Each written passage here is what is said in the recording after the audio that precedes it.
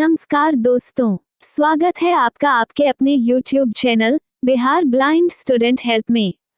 दोस्तों, आज के होम साइंस एपिसोड में अध्याय 8 जिसका नाम है पर्यावरण और प्रदूषण, पूरे अध्याय एक ही वीडियो में सुनेंगे। प्यारे दोस्तों, इस वीडियो में बताए गए सभी जानकारी एवं तथ्यों को ध्यान से सुने। अगर हो सके तो उन्हें नोट भी कर सकते हैं ताकि परीक्षा के समय आपके सामने प्रश्नों का पर्याप्त संग्रह हो जाएंगे, जिससे आपको रिवीजन करने में मददगार साबित होगा। वीडियो में आगे बढ़ने से पहले आपसे एक रिक्वेस्ट है, यदि आप इस चैनल पर नए आए हैं तो चैनल को सब्सक्राइब कीजिएगा, वीडियो को लाइक और दोस्तों और सहपाठियों के साथ शेयर कीजिएगा। अपनी कीमती राय कमेंट में जरूर लिखिएगा। आगे इस चैनल पर किस तरह का कंटेंट देखना पसंद करेंगे, क्योंकि इस चैनल पर इसी तरह के से इन्फॉर्मेटिव हेल्पफुल वीडियो लाया जाएगा आने वाले समय में और भी यूनिक होने वाला है, इसलिए आप इस चैनल से जुड़े रहें। आइए दोस्तों, सुनते हैं मीनाक्षी मैम से। Home science class 10 physiology book unit 3 का 8वां अध्याय पर्यावरण और प्रदूषण। इसका अर्थ मीनिंग। हमारा वातावरण 3 भागों का बना हुआ है, वायुमंडल यानी एटमॉस्फेयर, जलमंडल यानी हाइड्रोस्फीयर और प्राणीमंडल यानी बायोस्फीयर। वायुमंडल का अर्थ है पृथ्वी पर छाया हुआ वायु का आच्छादन।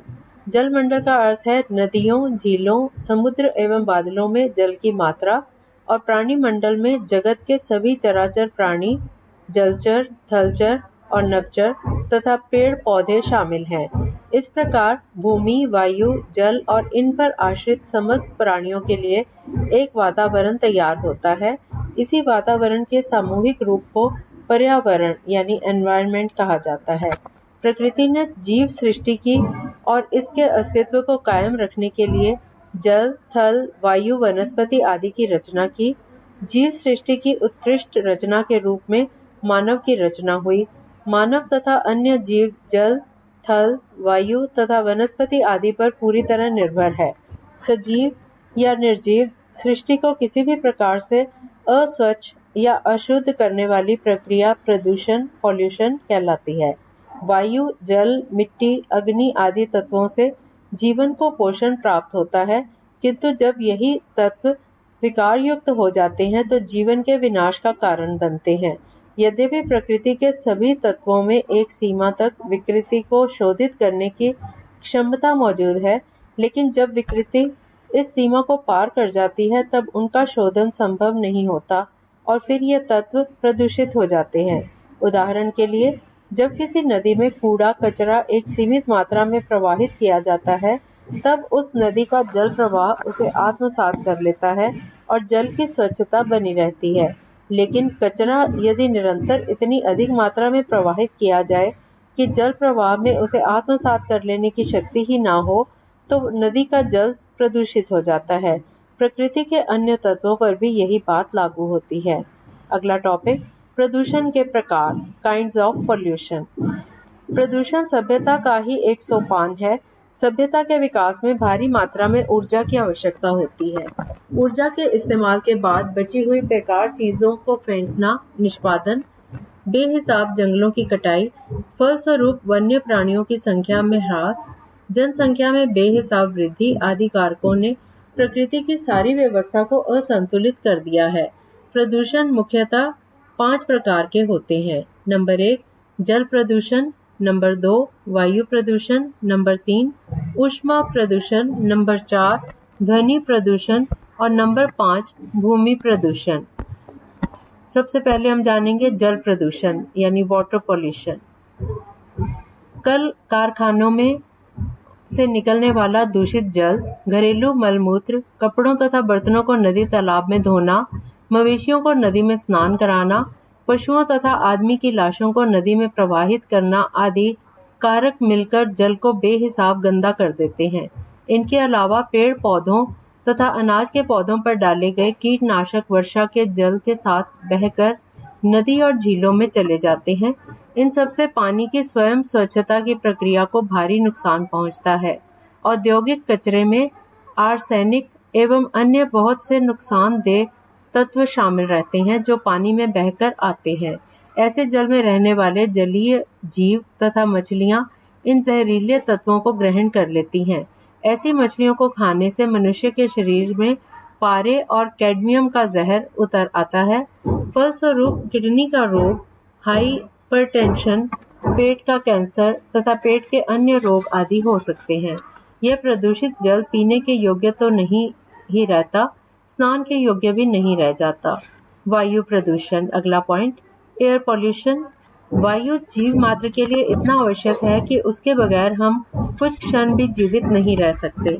चिमनियों से निकलने वाला काला धुआं, मोटर वाहनों, पंपों और भट्टियों से निकलने वाले गैस आदि ने प्रकृति प्रदत्त वायु के गैसों के अनुपात को असंतुलित कर दिया है। इन कारकों की बदौलत वायु 10 से 20% प्रदूषित हो जाती है। महानगरों में रहने वाले दम घुटाने वाले माहौल से त्रस्त हैं। प्रदूषित वायु को सांस द्वारा ग्रहण करने से सांस लेने में कठिनाई, ब्रोंकाइटिस, दमा, यक्ष्मा जैसे गंभीर रोग तथा आंख की बीमारियां होती हैं। प्रदूषित वायु सिर्फ मनुष्य को अपना शिकार नहीं बनाता, बल्कि खेत की फसल, फल फूल, पौधों, धातुओं तथा पत्थरों तक को गंभीर नुकसान पहुंचाता है। और इसके बाद ऊष्मा प्रदूषण, हीट पॉल्यूशन। कल कारखानों के पावर प्लांटों को एक विशेष तापक्रम पर ठंडा रखने के लिए भारी मात्रा में जल की आवश्यकता होती है। यह जल विद्युत संयंत्रों को ठंडा करके स्वयं गर्म हो जाता है। जब यह गर्म जल जलाशयों में प्रवाहित किया जाता है तो जलाशयों के उस भाग में ऑक्सीजन की मात्रा में भारी कमी हो जाती है। फलस्वरूप मछलियां तथा अन्य जलीय जीव मरने लगते हैं। औद्योगिक ऊष्मा तथा भारी मशीनों और वाहनों से उत्पन्न गर्मी के कारण पूरे वातावरण में ऊष्मा का जाल फैल जाता है। अतः वायु को प्रदूषित करने वाले तत्व ऊपर नहीं उठ पाते और जमीन पर रहने वाले जीवों के लिए दम घोटू स्थिति पैदा करते हैं। और अगला पॉइंट है ध्वनि प्रदूषण, नॉइज पोल्यूशन। संगीत का मधुर स्वर आनंददायक होता है, लेकिन कर्कश तथा शोरगुल से भरी आवाजें मानव स्वास्थ्य पर बुरा असर डालती हैं। मानव के श्रवण अवयव यानी कान एक सीमा तक शोर बर्दाश्त कर लेते हैं, लेकिन हमारे चारों ओर लगातार बजते हॉर्न, सायरन की आवाज, मशीनों का शोर, भीड़ का शोर, लाउडस्पीकर की फटी हुई आवाज, भवन निर्माण की ढलाई पिटाई के कारण, इन कारणों से ही शोर होता रहता है। इन कर्कश स्वरों से हमारा मानसिक तनाव बढ़ता ही है। यह पेट की मांसपेशियों में सिकुड़न लाता है, मानव क्रोध को भड़काता है एवं श्रवण क्षमता का ह्रास करता है। और अगला पॉइंट, भूमि प्रदूषण, लैंड पोल्यूशन।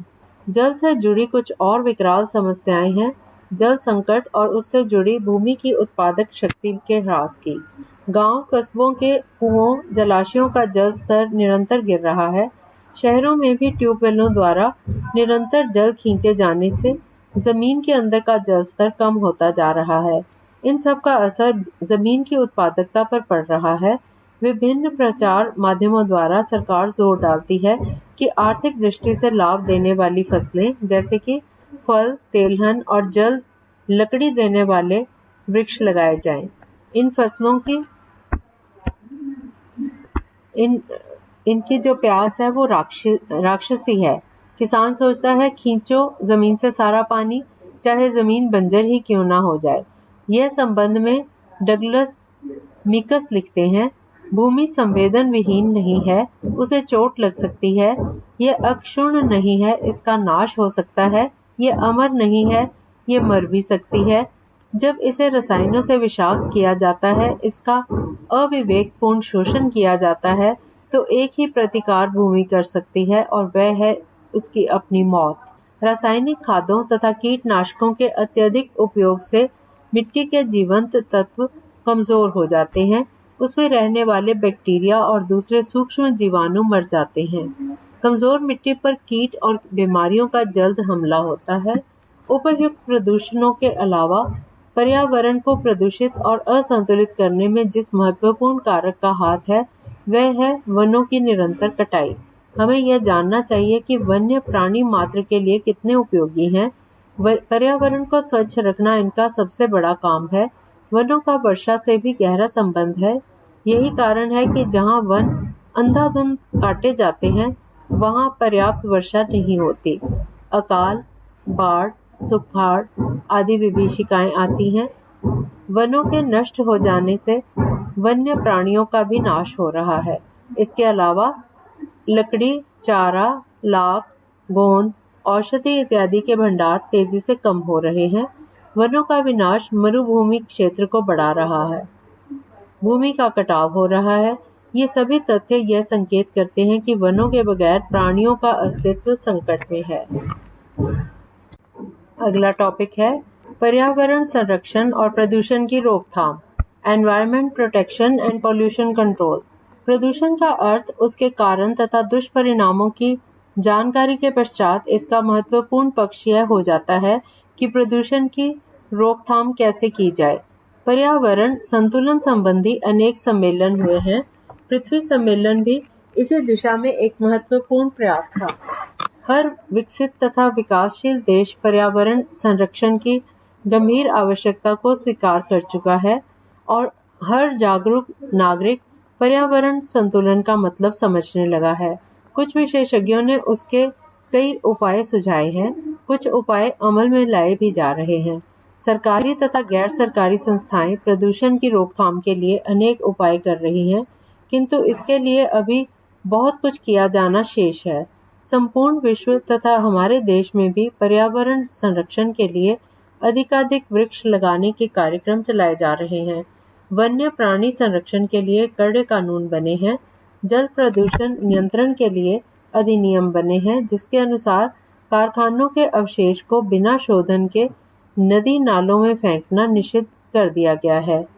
आज आवश्यकता इस बात की है कि सीवर प्रणाली सभी शहरों में विकसित की जाए और दूषित जल के शोधन संयंत्र लगाए जाएं।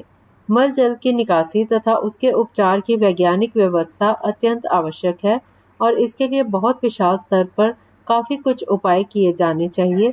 साथ ही हर नागरिक को पर्यावरण संतुलन के महत्व को समझते हुए अपने स्तर से इस नेक काम में सहयोग करना चाहिए। हम सबको यह समझ लेना चाहिए कि बिना पर्यावरण संरक्षण के मानव जाति का भविष्य सुरक्षित नहीं है।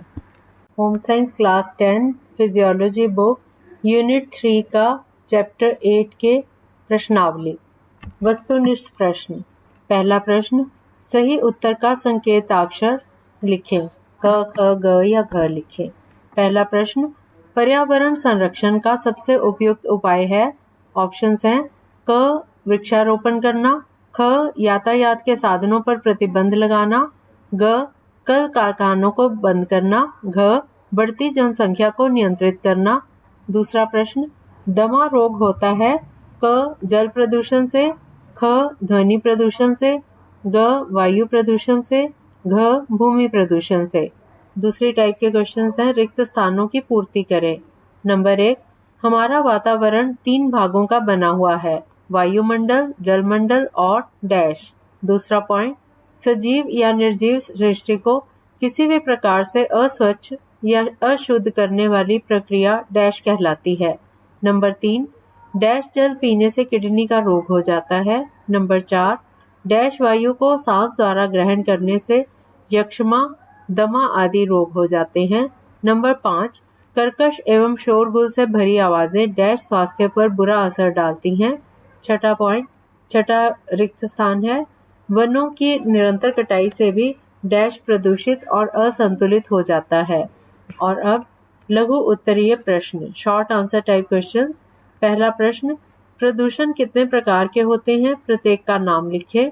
नंबर 2, ध्वनि प्रदूषण से क्या समझते हैं। नंबर 3, भूमि प्रदूषण से क्या हानियां हैं। नंबर 4, पर्यावरण संरक्षण और प्रदूषण की रोकथाम के लिए कौन कौन से उपाय किए जा रहे हैं। नंबर 5, पर्यावरण प्रदूषण के मुख्य 3 प्रकार कौन कौन से हैं। और अब दीर्घ उत्तरीय प्रश्न, लॉन्ग आंसर टाइप क्वेश्चंस। एक ही प्रश्न है इसमें, प्रदूषण कितने प्रकार के होते हैं, प्रत्येक का संक्षिप्त वर्णन करें। और ये था चैप्टर 8 कंप्लीट हो गया। वीडियो को देखने के लिए धन्यवाद। यदि आपको यह वीडियो अच्छा लगा तो लाइक, शेयर और सब्सक्राइब दोस्तों के साथ शेयर करें। जल्द ही प्रस्तुत करेंगे आपकी सेवा में आपके समक्ष अगला अंक। तब तक अपना ध्यान रखिए, मन लगाकर पढ़ाई कीजिए। धन्यवाद।